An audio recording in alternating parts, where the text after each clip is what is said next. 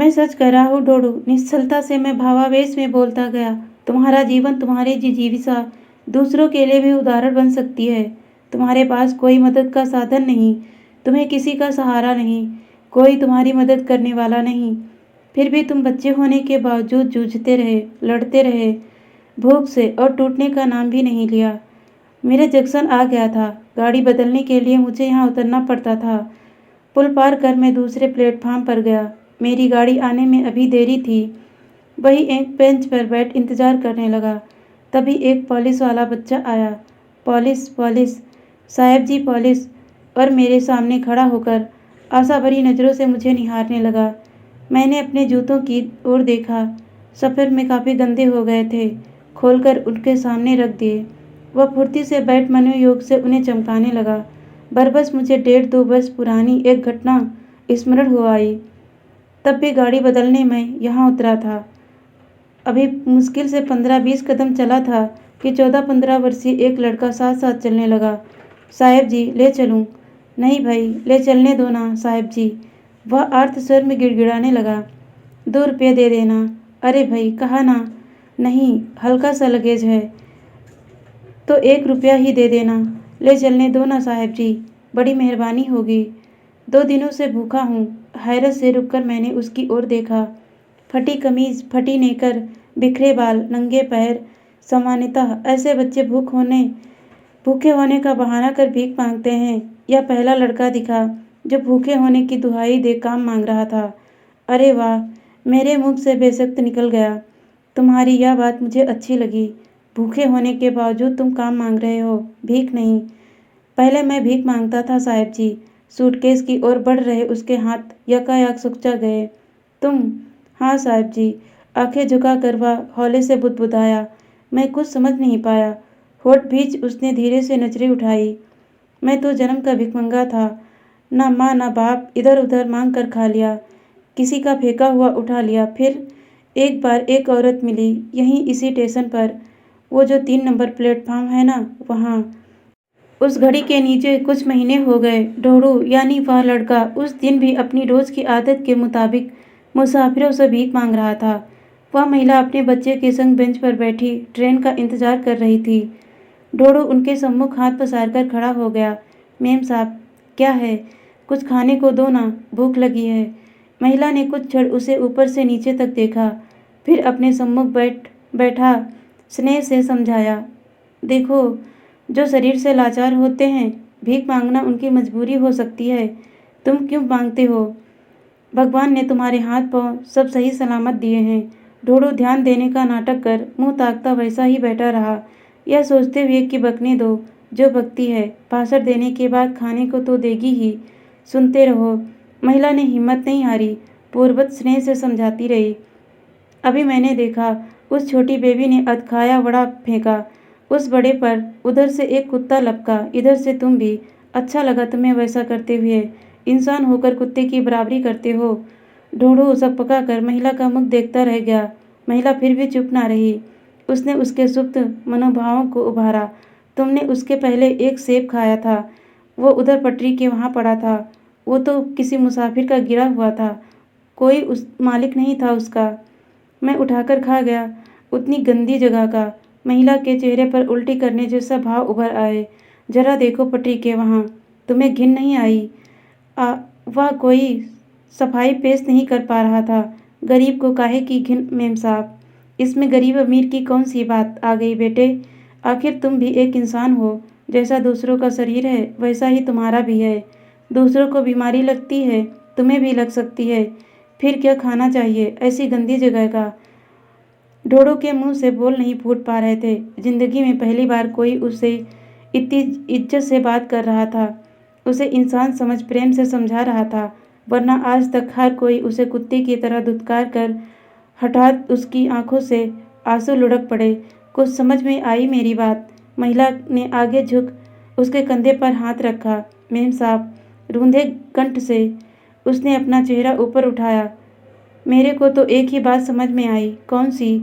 आप बहुत अच्छी हैं। आप मेरे को खाने को नहीं देंगी, चलेगा, मेरे को कोई गम नहीं। आप मेरे से इतना प्रेम से बोली, मेरे को ये बहुत अच्छा लगा। पहली बार कोई इतना प्रेम से बोला। आज मेरे माँ बाप होते तो तुम्हारे माता पिता नहीं हैं। होंठ भींच उसने सिर हिला अपने अश्रुपूर्ण नयन झुका दिए। ओह, महिला का स्वर संवेदना से भीग गया। अच्छा, तुम्हारा नाम क्या है? ढोढ़ू। देखो ढोढ़ू, तुम चाहते हो ना तुमसे भी लोग प्रेम से बात करें, तुम्हें सम्मान दे, दुत्कार नहीं। हाँ मेम साहब, फिर कुछ काम किया करो, भीख मांगना नहीं, अपनी मेहनत की कमाई खाना। मेहनत करने वाले की हमेशा इज्जत होती है, करोगे ना? महिला के समझाने का ढंग इतना प्रेरणादायक एवं मन को छू लेने वाला था कि ढोढ़ू ने उसी क्षण वादा किया, अब कभी भीख नहीं मांगेगा। मेहनत मजदूरी कर जो भी रूखी सूखी मिलेगी उसी में गुजारा कर लिया करेगा। शुभारंभ करवाने के लिए महिला ने अपना सामान उससे उठवाया और उस दिन के बाद ढोढ़ू ने फिर कभी भीख नहीं मांगी। हमाली करता, मकान का गारी मिट्टी का काम करता, दिन भर भटकता, जो भी पैसे मिलते उसी में गुजारा कर लेता। यूँ बीच बीच में ऐसा कई मर्तबा हुआ कि उसे पेट भरने लायक मजदूरी नहीं मिली। उस वक्त भूख की व्याकुलता के कारण उसके मन में पुनः भीख मांगने का विचार सिर उठाता, लेकिन तभी उसकी आंखों के सम्मुख उस देवी सरीखी महिला का चेहरा चमकने लगता। उनके द्वारा दी गई धरती माता की सौगंध याद आती। वाह, दूने आत्मविश्वास से भर भीख मांगने का विचार दूर छिटकता, पानी पी दिन गुजार देता। अभी बेचारे को फिर पिछले 3 दिनों से कोई मजदूरी नहीं मिली थी। घुटनों में मुंह छुपा वह फूट फूट कर रो पड़ा। अब मुझसे सहन नहीं हो रही साहब जी, भूख बिल्कुल भी सहन नहीं हो रही। 2 दिन हो गए, अनाज का एक दाना मुंह में नहीं गया। पानी पीकर दिन गुजार रहा हूँ साहब जी, अंतड़ियाँ खींचने लगी हैं। अब तो पानी का घूंट लेता हूँ तो पेट में दर्द होने लगता है। मेरे पे मेहरबानी करो जी, 1 रुपया नहीं तो 50 पैसे ही दे देना। मेरे से सामान उठवा लो साहब जी, दया करो। मेरा हृदय हाहाकार कर उठा। भीग आई आंखों को पोंछ उसके कंधे पर हाथ रखा। अच्छा अच्छा, निराश मत हो, सूटकेस उठा लो, तुम्हें 5 रुपये दूंगा। सुनते ही उसका चेहरा खिल उठा। एहसान के भाव से उसके हाथ जुड़ गए। इसमें सूटकेस उठा लिया। कुछ कदम चलने के बाद मैंने स्नेह से उसकी पीठ थपथपाई। एक बात बताओ ढोढ़ू, जब तक तुम्हें मजूरी नहीं मिल पाती तब तक तुम कोई छोटा मोटा काम धंधा क्यों नहीं कर लेते? मसलन बूट पॉलिश। साहब, आंखें फाड़ उसने मेरी ओर देखा। खाने को फूटी कौड़ी नहीं है मेरे पास, ब्रश पॉलिश खरीदने का पैसा कहाँ से लाऊंगा? मैं हौले से मुस्कुरा दिया। उससे इसी उत्तर की आशा थी मुझे। अपनी योजना आगे बढ़ाते हुए मैंने उसके चेहरे पर नजरें गड़ा दी। अच्छा, यदि मैं पॉलिश दिलवा दूं तब कर लोगे? चलते हुए हठात वह रुककर मुझे अविश्वास से देखने लगा। बोलो। मगर साहब जी, वह अब भी विश्वास नहीं कर पा रहा था। मैं आपका ठिकाना जानता नहीं, मेरा ठिकाना कोई नहीं है। मैं आपका कर्ज चुकाऊंगा कैसे? उसका भी उपाय है। मैंने एक एक शब्द पर जोर देकर कहा।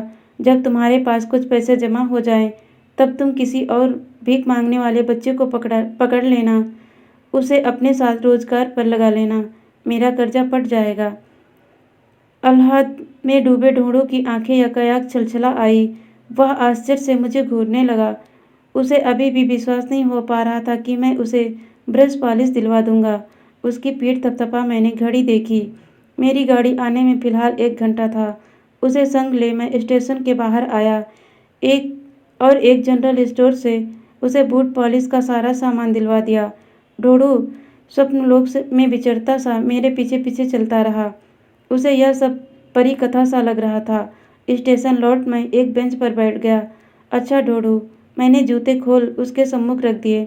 अपने धंधे का श्री गणेश करो, मेरे जूते पॉलिश कर दो। आह्लाद में डूबे ढोढ़ू की आंखें यकायक छलछला आई। आस्तीन से आंसू पोंछ उसने धरती माँ को प्रणाम किया और थैली में से डब्बी ब्रश निकाली। डब्बी खोल उसने थोड़ी सी पॉलिश जूते पर लगाई और फिर ब्रश को आड़ा तिरछा चलाने लगा। अनुभव तो कुछ था, अनअभ्यस्त हाथों से कोशिश करता रहा। कोई बात नहीं, 1-2 दिन के अभ्यास में अच्छी तरह चमकाने लगोगे। उसका उत्साह बढ़ा। मैंने जेब से 2 रुपया निकाले और उसकी ओर बढ़ा दिए। ये क्या साहब, चौंक कर वह 2 कदम पीछे सरक गया। तुम्हारी मजूरी होठों में बुदबुदा वह रोने लगा। यह आप क्या गजब कर रहे हैं साहब जी, मजूरी आपने पहले ही मेरे पर कितना खर्च। वे तो कर्ज के हैं ढोड़ू, उसका अलग है। ये तुम्हारी मंजूरी के हैं, इनकार नहीं करते, रख लो। वह फिर भी मना करता रहा। मैंने उठकर जबरन उसकी जेब में डाल दिए। मेरा हाथ पकड़कर वह फूट फूट कर रो पड़ा। अरे अरे, क्या क्या करते हो? मेरा हृदय भी भर आया। मैंने दूसरे हाथ से उसकी पीठ थपथपाई। इस तरह अधीर नहीं होते ढोड़ू, ईश्वर पर भरोसा रखो। श्री कृष्ण भगवान का नाम सुना है ना? हाँ साहब जी। उसने अपना अश्रुपूर्ण चेहरा हिलाया। उन्होंने कहा था, फल की चिंता मत करो, बस कर्म करते रहो, काम करते रहो, मैं सब देख लूँगा। वे हर एक की चिंता करते हैं ढोड़ू, वे तुम्हारा भी ख्याल रखेंगे। सच्ची साहब जी। हाँ ढोड़ू, तुम्हारे भी अच्छे दिन आएंगे, 4 पैसे जमा हो जाएंगे, तुम्हारा घर बस जाएगा।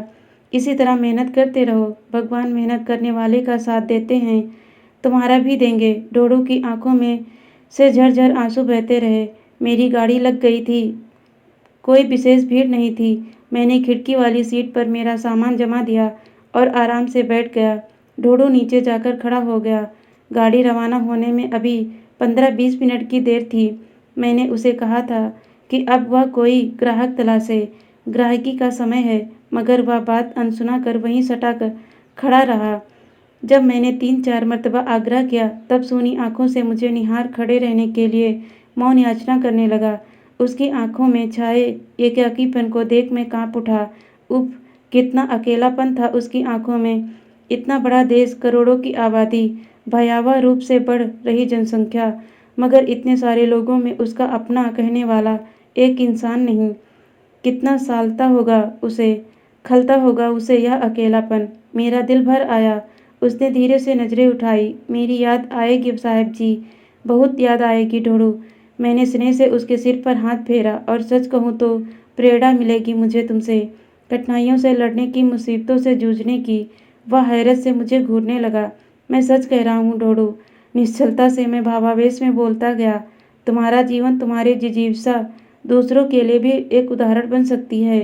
तुम्हारे पास कोई मदद का साधन नहीं, तुम्हें किसी का सहारा नहीं, कोई तुम्हारी मदद करने वाला नहीं, फिर भी तुम बच्चे होने के बावजूद जूझते रहे, लड़ते रहे भूख से, और टूटने का नाम भी नहीं लिया। ढोड़ू विस्फारित नज़रों से मेरे ऊंचे नीचे साहित्यिक शब्दों को सुनता रहा। आप तो बेकार ही मेरी तारीफ, इसमें बढ़ चढ़कर कुछ भी नहीं है ढोड़ू। तारीफ के काबिल तुम हो ही। मैं संयुक्त परिवार का हूँ, फिर भी कभी कभी हिम्मत हार जाता हूँ। तुमसे मैं सदा प्रेरणा पाऊंगा ढोड़ू, अपने सिद्धांतों पर दृढ़ रहने की। देखना, एक दिन तुम जरूर सफल होगे। गाड़ी ने सीटी दे दी थी। अब वह धीरे धीरे रेंगने लगी। ढोड़ू ने एक बार मेरा हाथ अपनी आंखों से लगा, प्रणाम किया और साथ साथ चलने लगा। अब तुम गाड़ी से दूर हो जाओ ढोड़ू, देखो इसकी गति तेज होती जा रही है। मुझे कुछ नहीं होगा साहब जी। वह गाड़ी के संग संग दौड़ने लगा। मैं उठकर दरवाजे पर आ गया। ढोड़ू भी उधर आ गया। गाड़ी की गति तेज होने लगी थी। अच्छा ढोड़ू, हाथ उठा। मैंने स्नेह से उसे निहारा। विदा, भगवान ने चाहा तो फिर मिलेंगे। जरूर साहब जी, मेरे को भूलना मत। वह कमजोरी के कारण हाँफने लगा था। मेरे पर भरोसा रखना साहब जी, मैं आपका भरोसा तोड़ूंगा नहीं। गाड़ी अब प्लेटफार्म छोड़ने लगी थी। प्लेटफार्म के सिरे पर वह आप बुरी तरह हाँफने लगा। खंबे का सहारा ले वह हाँफते हुए पूरी ताकत से चीखने लगा। वो मेम साहब का भरोसा नहीं तोड़ा साहब जी, आपका भी नहीं तोड़ूंगा। मेरे पे भरोसा रखना साहब जी। भूलना मत मेरे को। रेलगाड़ी की गड़गड़ाहट तेज होती जा रही थी। उसमें ढोड़ू की आवाज़ खोती गई। बोगी के द्वार पर खड़ा मैं हाथ हिलाता रहा। कुछ ही क्षणों में वह ओझल हो गया। अपनी सीट पर आ मैं दम से बैठ गया। उसके बाद 1.5-2 वर्ष बीत गए। इस दौरान 6-7 मरतबा मैं उधर से निकला। कंपनी का हेड ऑफिस मुंबई था। 2-3 बार कंपनी के काम से जाते हुए मैंने नेटिव प्लेस खंडवा आते जाते हुए गाड़ी बदलते समय अनायास मेरी नज़रें प्लेटफार्म पर दौड़ने लगती, मगर हर बार निराशा हाथ लगती। ढोड़ू फिर कभी नजर नहीं आया। आज इस बच्चे को देख हठात ढोड़ू फिर से याद आ गया। बच्चे ने जूते चमका दिए थे। जेब से 2 रुपये निकाल मैंने उसकी ओर बढ़ाए, मगर लेने का उपक्रम न कर वह मौन बैठा रहा। मैं पसोपेश में पड़ गया। भला और कितने लेगा? तभी गौर किया, वह मुझे ना देख मेरे पीछे की ओर देख मंद मंद मुस्कुराए जा रहा है। मैंने तुरंत मुड़कर पीछे देखा। चंद कदमों के फासले पर ढोढो खड़ा मुस्कुरा रहा था। पहले से चुस्त दुरुस्त, कपड़े ठीक ठाक, पाँव में जूते भी। हैरत से मैं किलक पड़ा। अरे ढोढो तुम? हाँ साहब जी। अलहद में डूबा सा ढोढो आगे बढ़ा और मेरे पाँव छूने लगा। मैंने पकड़कर गले लगा लिया। बहुत खुशी हो रही है ढोढो तुम्हें देखकर। मेरा गला भर आया था। मुझे खुशी है कि तुम अब भी डटे हो। हाँ साहब जी। रोते हुए उसकी आंखें चमकने लगी। और मैंने आपका कर्जा भी उतार दिया। सच? हाँ साहब जी। वह उस बच्चे को खींचकर मेरे पास लाया। ये जॉनी है, पहले ये भी, अब मेरे साथ। उसका गला भर आया। मेरी आंखों से आंसू बह चले। मैं गर्व से उन नन्हे कर्मयोगियों को देखता रहा। स्वयं रोजगार का कितना सुंदर उदाहरण पेश किया था उन दोनों ने। मैंने पूरी शक्ति से दोनों को भींचकर हृदय से लगा लिया। हम तीनों की आंखें खुशी से चमक रही थी। दोस्तों, कहानी अच्छी लगी तो लाइक, शेयर और सब्सक्राइब जरूर कीजिएगा। धन्यवाद दोस्तों।